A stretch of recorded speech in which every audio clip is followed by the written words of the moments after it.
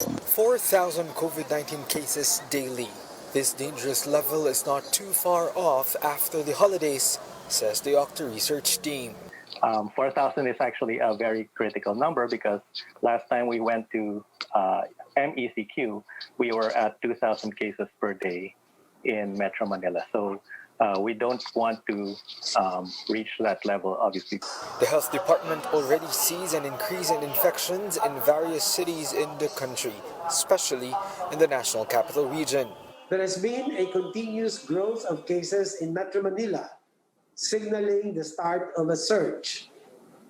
9 cities are now at moderate risk compared to last month when all cities were at low risk. The department also now confirms the OCTA research's earlier findings that the reproduction number or the rate of the virus transmission is now above the threshold value of 1. This means that a person infected with COVID can spread the virus to one other person.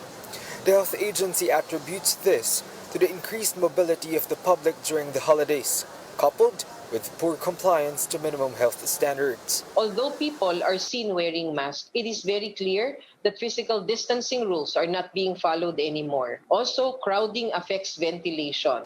The Healthcare Professionals Alliance Against COVID-19 has also noted an increase in the number of patients being attended to in emergency units. Recall that a group called for Metro Manila to return to MECQ back in August to give hospitals a 2-week timeout. Ang nakakaramdam ng pinakamaagang surge ay yung ating mga kasama sa emergency department, no? At yung mga kasapi ng HPAC sa emergency departments. Marami nang dumadaing at nagwa-warn na dumadami daw ang pumapasok na kaso sa mga emergency department. Even in the current occupancy rate of COVID-19 beds remains at low risk, the DOH reminds hospitals of the mandated 20 to 30% allocation of bed capacity for COVID cases. Health authorities also say that this is no longer a matter of which age group will be allowed to go out, as what's more important is that everybody stays at home as much as possible. The World Health Organization also advised the public to remain cautious during this holiday season. Please remember that the best way to show love and care for those in your life is to not give hug or gather in large groups the way you might normally do.